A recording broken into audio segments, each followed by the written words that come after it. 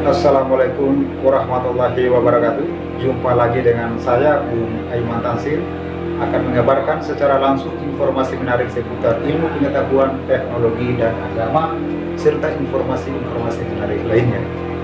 Pada kesempatan ini saya akan membagi ragam kelainan atau jenis penyakit yang dialami oleh manusia akibat gangguan pada sistem organ. Menarik bukan? Oke, sebelum lanjut, perlu saya jelaskan apa itu sistem organ.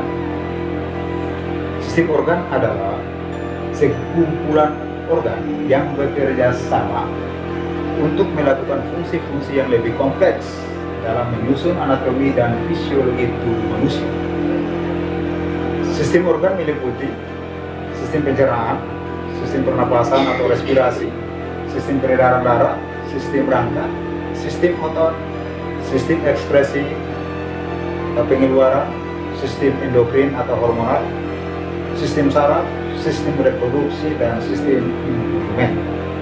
Oke, mari kita telusuri bersama jenis penyakit apa saja yang dialami bila terjadi gangguan pada sistem organ pada manusia. Oke, bagian pertama, penyakit yang ditimbulkan akibat gangguan sistem pencernaan pada manusia. Tentu banyak loh, penyebabnya juga bermacam-macam. Dapat terjadi karena luka di bagian dalam yang terinfeksi oleh virus atau bakteri sehingga kelainan kerja fisiologi tubuh, atau juga disebabkan oleh stres dan pikiran yang tidak menentu. Wow, olehnya itu patut kita bersyukur kepada Tuhan Yang Maha Esa, Allah Subhanahu wa Ta'ala, bahwa kita diberi tubuh yang sehat, tubuh yang kuat dan bugar.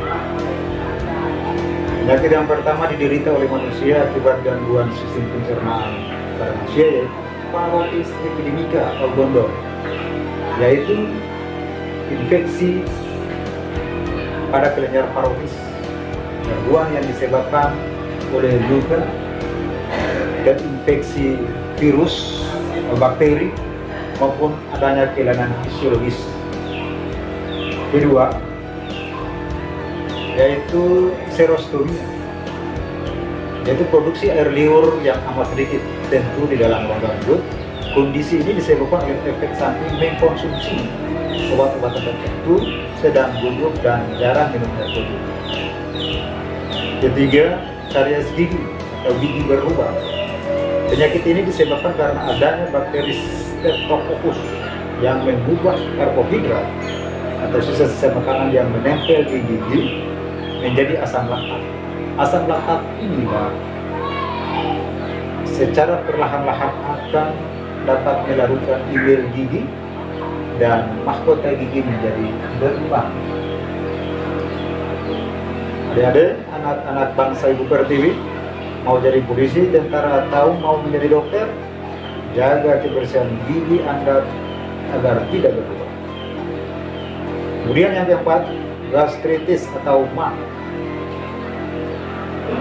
yaitu peradangan pada lambung dengan gejala awalnya ringan, semakin hari semakin parah.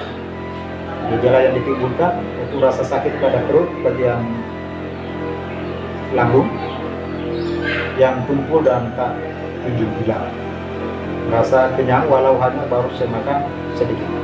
Kemudian faktor penyebabnya yaitu konsumsi makanan kotor yang terinfeksi virus atau bakteri, mengkonsumsi alkohol secara berlebihan, mengkonsumsi obat-obatan tertentu, stres kronis, atau masalah sistem imun lainnya.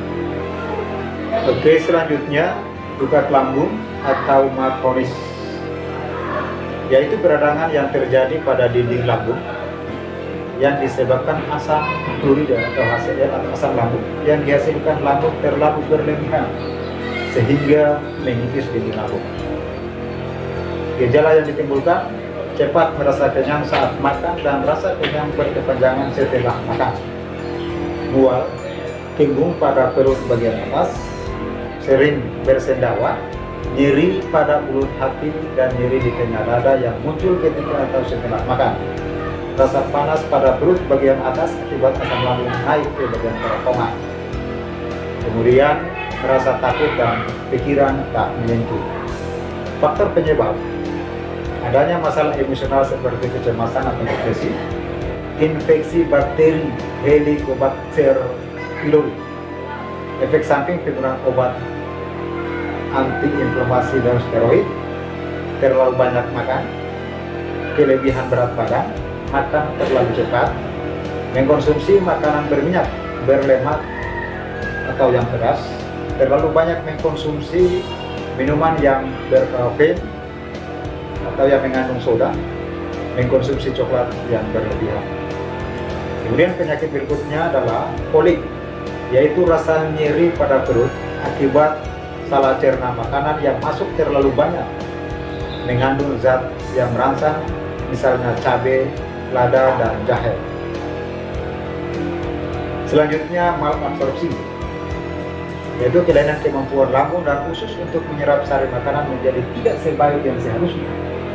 Selanjutnya malnutrisi, yaitu gangguan kesehatan gizi dapat karena kelebihan, kekurangan, atau ketidakseimbangan gizi.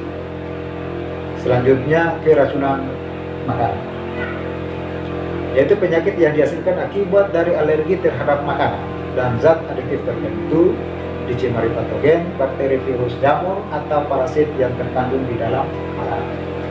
Gejala-gejala yang ditimbulkan: gatal-gatal, kelumpuhan, mual, sakit kepala, atau ketidakseimbangan gizi dalam tubuh.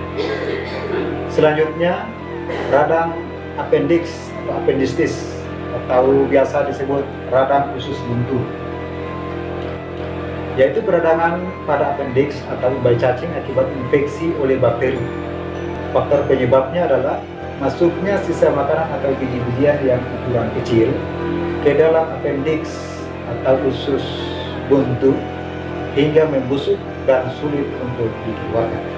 Selanjutnya diare, yaitu keluarnya feses atau BAB yang terlalu cepat dalam bentuk yang encer.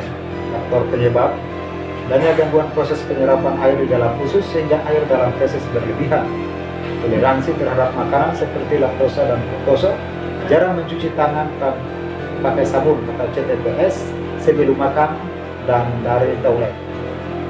Sumber air tidak bersih, penyimpanan dan persiapan makanan yang tidak higienis, infeksi pada usus beberapa bakteri, misalnya Fibrio cholera, Escherichia coli, dan Aeromonas sp.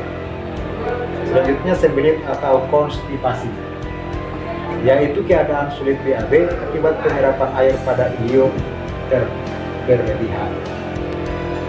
Selanjutnya airborne, yaitu mengalirnya kembali cairan gastrik atau cairan lambung yang terlalu asam karena mengandung asam lambung ke bagian esofagus. Selanjutnya stomatitis, yaitu radang jaringan-jaringan halus dalam rongga mulut. Demikian materi yang dapat saya sampaikan, semoga bermanfaat untuk pengembangan membentuk generasi emas Indonesia guna menyongsong Indonesia Emas 2045. Saya, Bung Eman Tansir, Batikat menyebarkan